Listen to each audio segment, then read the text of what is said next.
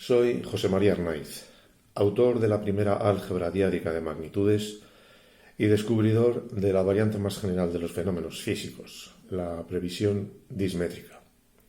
En anteriores conferencias hemos estado analizando los principios filosóficos del álgebra diádica. Asimismo, también hemos analizado las diversas propiedades que la dismetría permite atribuir a los distintos ámbitos del espacio vacío. También hemos visto cómo las constantes físicas absolutas son incompatibles con la dismetría. Pues bien, en esta conferencia lo que vamos a hacer es analizar el número de Avogadro desde un punto de vista dismétrico. Lo primero que tenemos que ver es en qué consiste el número de Avogadro.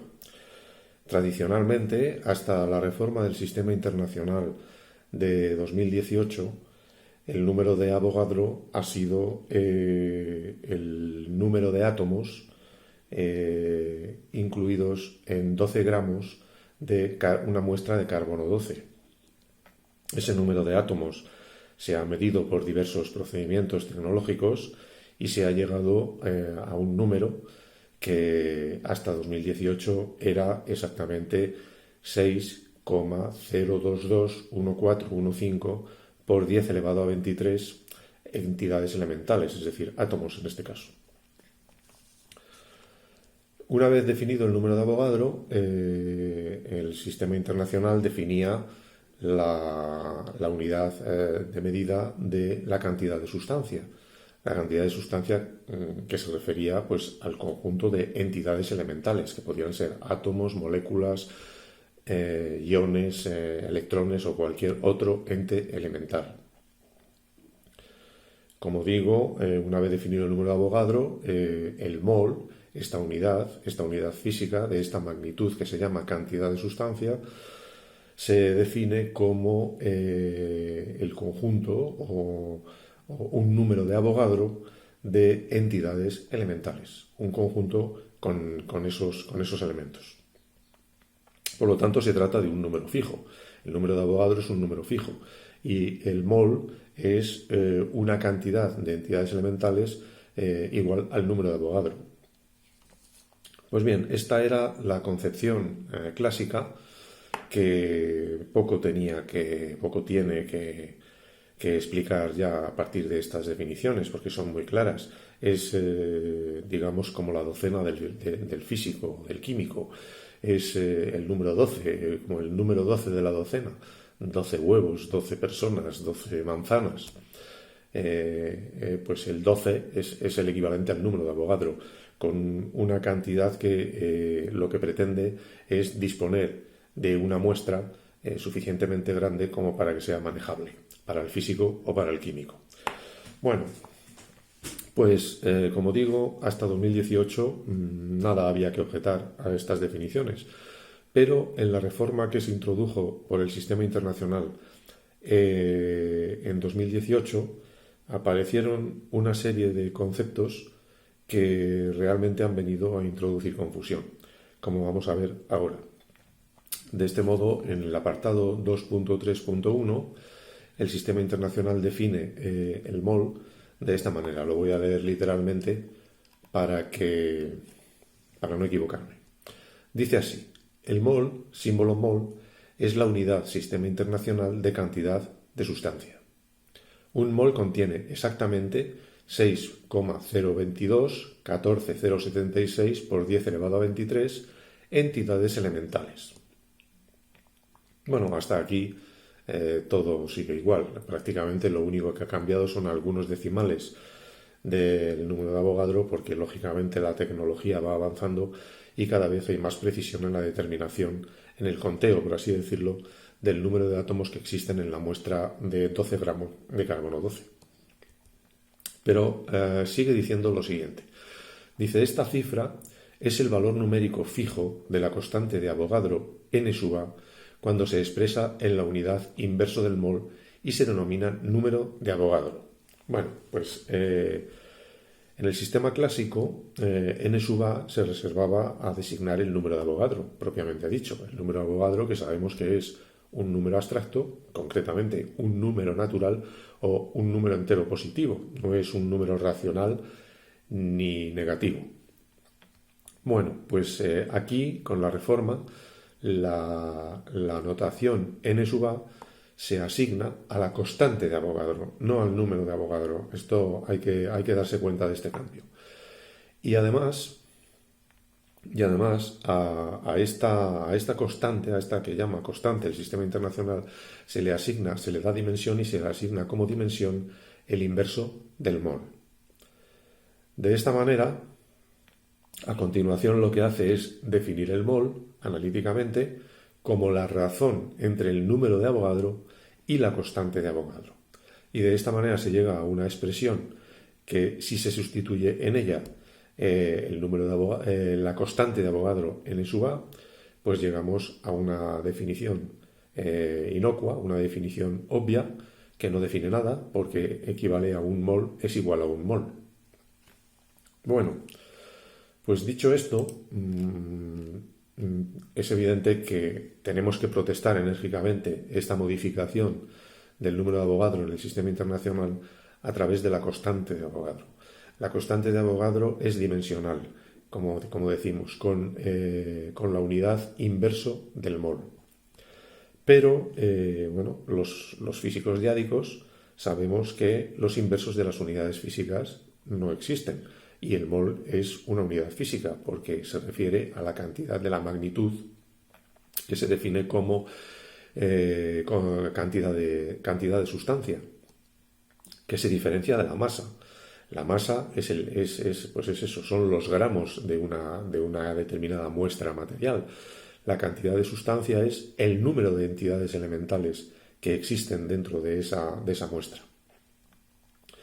Bien, pues como digo, tenemos que protestar por esta definición de número de Avogadro, de constante de Avogadro, porque el mol a la menos 1, el inverso del mol, no existe, no puede existir porque es una unidad física, como hemos visto ya en otras conferencias.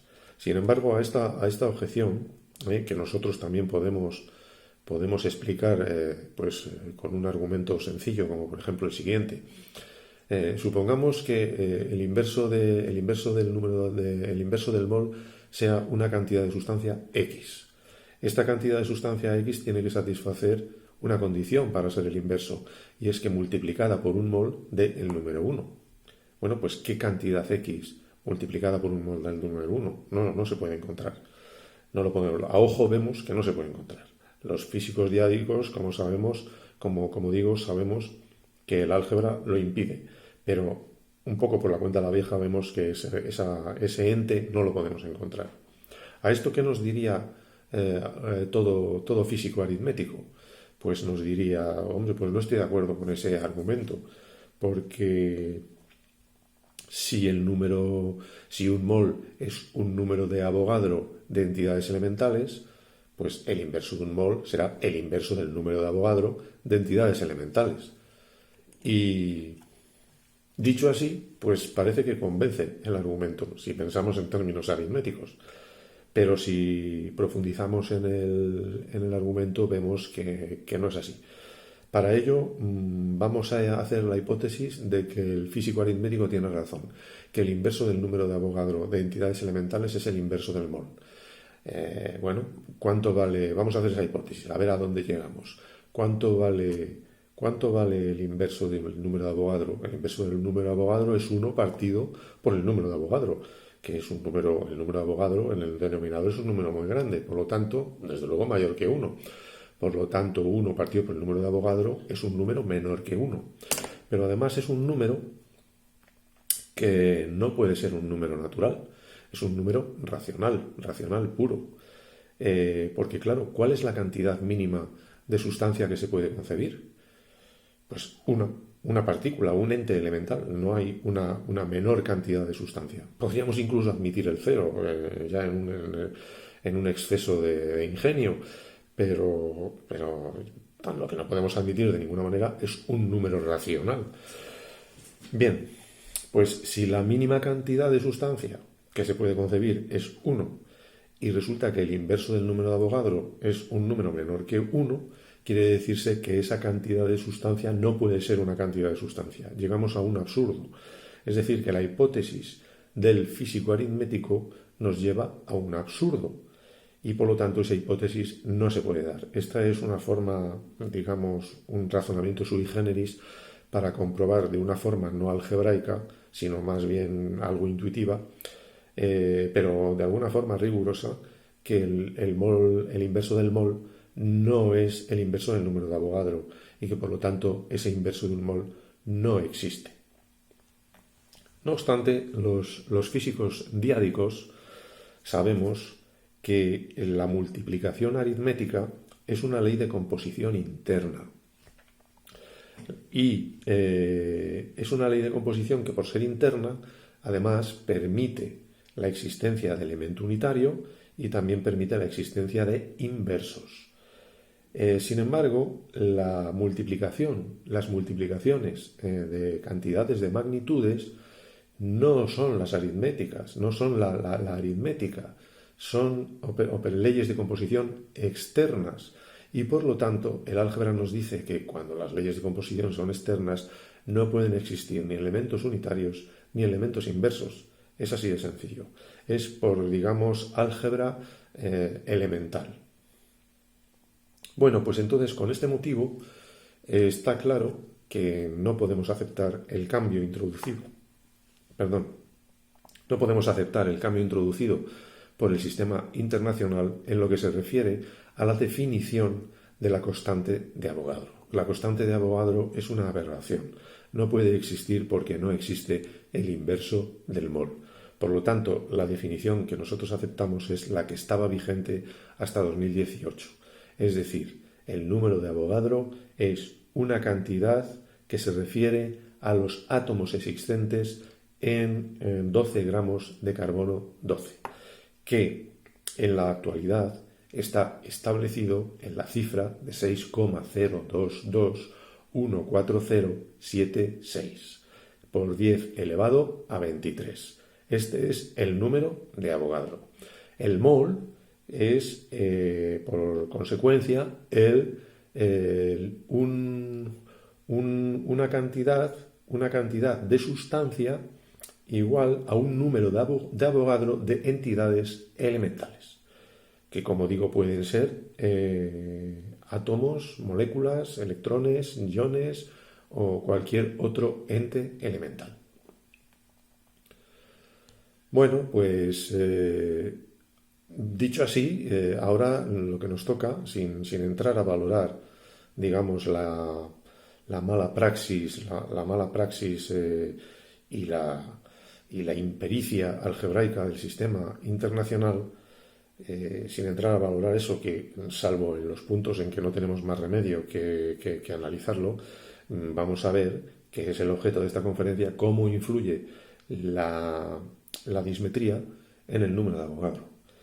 Bueno, pues el número de Avogadro clásico, que es un número fijo, hemos visto que es un número natural, un entero positivo, que nace de una definición, de la arbitrariedad de una definición, pues como toda definición, no se ve afectada por fenómenos físicos, es una mera definición abstracta. Y por lo tanto, el efecto dismétrico parece que ha de serle indiferente al número de Avogadro, concebido de esta manera, mientras mantengamos la misma definición. Sin embargo, una vez dicho esto, hay que pensar en que el número de Avogadro se puede también concebir de una manera más genérica, o sea, menos rígida, más flexible. ¿Cómo se podría concebir? Pues podríamos concebir el número de Avogadro como el número de partículas elementales existentes en una masa determinada, prefijada, que vayamos cambiando en el espacio-tiempo y que vayamos midiendo el número de partículas, el número de entidades elementales que esa masa contiene. Desde este punto de vista, la rigidez del número desaparece y ya podemos aplicarle a esta definición la previsión dismétrica. Nada nos impide aplicarle la previsión dismétrica. Y de este modo, pues es posible que el número de Avogadro pueda cambiar de un punto a otro y de un tiempo a otro. Y con ello, el mol. El mol, como cantidad de sustancia, también puede variar de un punto a otro. ¿Podemos dar forma analítica a esta previsión dismétrica? Pues con relativa facilidad lo podemos hacer, lo vamos a hacer ahora. Tomemos un punto fijo O que vamos a tomar como referencia.